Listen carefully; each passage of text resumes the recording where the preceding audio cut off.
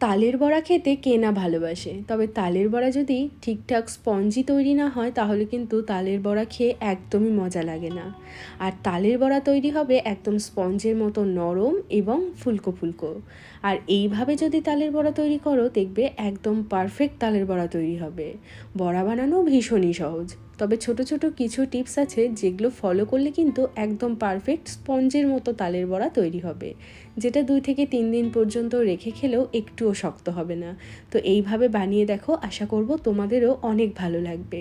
তাহলে চলো আর কথা না বাড়িয়ে রেসিপিটা ঝটপট দেখে নেওয়া যাক। নমস্কার, আমি সুস্মিতা। আমার রান্নাঘরে সবাইকে স্বাগত জানিয়ে শুরু করছি আজকের রেসিপি। তালের বড়া তৈরি করার জন্য এখানে আমি নিয়ে নিয়েছি একটা পাকা কালো তাল।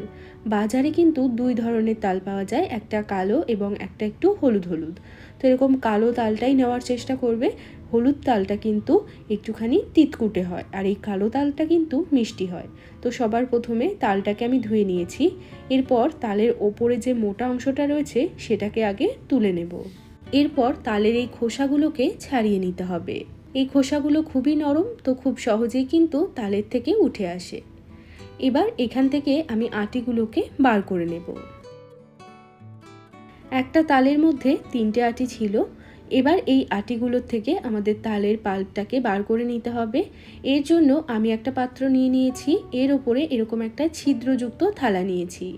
এবার এই থালার মধ্যে তালের আটিটাকে ঘষে ঘষে তালের পাল্পটাকে বার করে নিতে হবে। এখানে আমি তাল থেকে সমস্ত পাল্পটাকে বার করে নিয়েছি। এবার একটা পাত্রে আমি তালের পাল্পটাকে মেপে নেব। আমি একটা মেজারিং কাপের 2 কাপ তালের পাল্প নিয়ে নিচ্ছি। এইভাবে সমস্ত উপকরণগুলো যদি একটু মেপে দেওয়া যায় তাহলে কিন্তু বড়াগুলো একদম পারফেক্ট তৈরি হবে। যারা প্রথমবারের জন্য তৈরি করতে যাচ্ছ তাদের জন্য কিন্তু এটা ভীষণ হেল্পফুল। এবার এর মধ্যে দিয়ে দিচ্ছি 1 কাপ পরিমাণে আটা। তার সাথে দিয়ে দেব হাফ কাপ চালের গুঁড়ো, দিয়ে দিচ্ছি হাফ কাপ সুজি, 1 চামচ দিয়ে দিলাম মৌরি, দিয়ে দিচ্ছি হাফ কাপ চিনি। তবে চিনিটা তোমরা তোমাদের ইচ্ছে মতো একটু বাড়িয়ে বা কমিয়ে অ্যাডজাস্ট করে নিতে পারো। দিয়ে দিচ্ছি সামান্য একটু লবণ।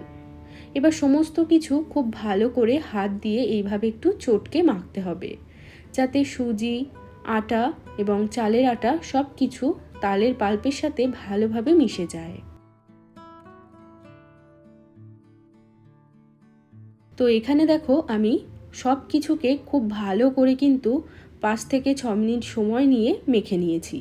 যদি এটা খুব বেশি শক্ত মনে হয় তাহলে এখানে 1-2 টেবিল চামচ মতো জল কিন্তু তোমরা ব্যবহার করতে পারো। তবে এই ব্যাটারটাকে কিন্তু খুব ভালো করে ফেটাতে হবে। প্রথমে আমি এটাকে 2 থেকে 3 মিনিটের জন্য এইভাবে ফেটিয়ে নিচ্ছি। এরপর এই ব্যাটারটাকে ঢাকা দিয়ে রেস্টে মোটামুটি আধ ঘন্টা মতো বা সময় থাকলে 1 ঘন্টার জন্য রেখে দিতে পারো। এতে করে সুজিগুলোও ভালোভাবে ফুলে যাবে এবং চালের গুঁড়োটাও ভালোভাবে নরম হয়ে যাবে। আধ ঘন্টা পর আমি এবার ঢাকনাটা সরিয়ে নিচ্ছি। এখানে সুজিটাও কিন্তু ভালোভাবে ফুলে গেছে এবং চালের আটাটাও নরম হয়ে গেছে। এবার যেটা করতে হবে, এই ব্যাটারটাকে খুব ভালো করে ফেটাতে হবে। একদম পারফেক্ট তালের বড়া তৈরি করার জন্য ব্যাটারটা কিন্তু অবশ্যই খুব ফ্ল্যাপি তৈরি করতে হবে।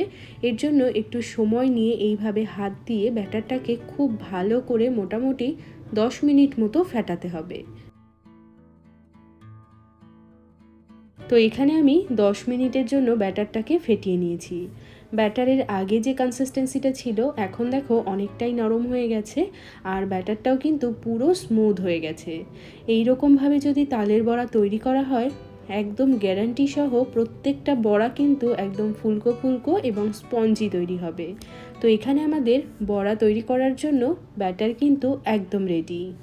তালের বড়াগুলো ভাজার জন্য কড়াইতে আমি বেশ খানিকটা সাদা তেল গরম করে নিয়েছি। মিডিয়াম হিটে তেলটা কিন্তু গরম করতে হবে, খুব বেশি যেন তেলটা আবার গরম না হয়ে যায়, তাহলে বড়াগুলো দেওয়ার সাথে সাথে কিন্তু ওপরটা তাড়াতাড়ি করে ভাজা হয়ে যাবে এবং ভেতরটা কিন্তু কাঁচা থেকে যাবে। এবার একটা একটা করে তালের বড়া এর মধ্যে ছেড়ে দেব। গ্যাসের ফ্লেম লো টু মিডিয়ামে রেখে বড়াগুলো ভেজে নিতে হবে। আর বড়াগুলো দেওয়ার সাথে সাথে কিন্তু নাড়াচাড়া করা যাবে না যতক্ষণ না পর্যন্ত বড়াগুলো ওপরে ভেসে উঠছে। এখন দেখো তালের বড়াগুলো কিন্তু তেলের ওপরে পুরো ভেসে উঠেছে। যখন এইভাবে বড়াগুলো ভেসে উঠবে তখন বড়াগুলোর মধ্যে সুন্দর একটা কালার আসা পর্যন্ত এইভাবে নেড়ে চেড়ে বড়াগুলোকে ভেজে নেব। আর এখানে দেখো তালের বড়াগুলো কিন্তু আমাদের সুন্দর লাল লাল করে ভাজা হয়ে গেছে।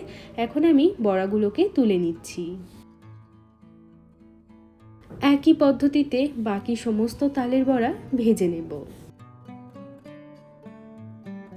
তোমরা অনেকেই কিন্তু কমেন্ট করে জানতে চাও আমি রান্নাতে যেই সমস্ত প্রোডাক্টগুলো ব্যবহার করি সেই প্রোডাক্টগুলো আমি কোথা থেকে কিনি। বেশিরভাগ প্রোডাক্টই আমি অনলাইন থেকে কিনি, আর সমস্ত প্রোডাক্টের লিঙ্ক কিন্তু আমার ডেসক্রিপশন বক্সেই দেওয়া রয়েছে। তো এখানে আমাদের সমস্ত তালের বড়া কিন্তু ভাজা কমপ্লিট। আর দেখো বড়াগুলো কত সুন্দর হয়েছে। তো এখানে আমাদের দারুণ সুস্বাদু এবং খুবই স্পঞ্জি তালের বড়া একদম তৈরি। তো এই পদ্ধতিতে তালের বড়া তৈরি করলে বড়াগুলো কিন্তু একদম পারফেক্ট এবং এই রকমই স্পঞ্জি তৈরি হবে। আর তালের বড়া যদি এরকম স্পঞ্জি না হয় তাহলে তো আর খেয়ে কী বা মজা থাকে। তো এইভাবে অবশ্যই একবার তালের বড়া বানিয়ে দেখবে। যারা প্রথমবার তালের বড়া তৈরি করতে যাচ্ছ তারা তো পুরো ভিডিওটা ফলো করে একবার বানিয়ে দেখো, একদম পারফেক্ট তালের বড়া তোমরা খুব সহজেই বানাতে পারবে। তাহলে আজকের রেসিপিটা কেমন লাগলো সেটাও কিন্তু একটা লাইক বা কমেন্টের মাধ্যমে অবশ্যই জানাবে। চ্যানেলটিকে সাবস্ক্রাইব করে না থাকলে চ্যানেলটিকে সাবস্ক্রাইব করে রাখতে পারো যদি এরকম আরও ভিডিও দেখতে চাও। আর যারা ফেসবুক থেকে দেখছো পেজটাকে ফলো করে নিতে পারো। সবাই ভালো থাকবে, সুস্থ থাকবে। আমি আবারও চলে আসবো অন্য কোনো রেসিপির সাথে। আজ এ পর্যন্তই, টাটা।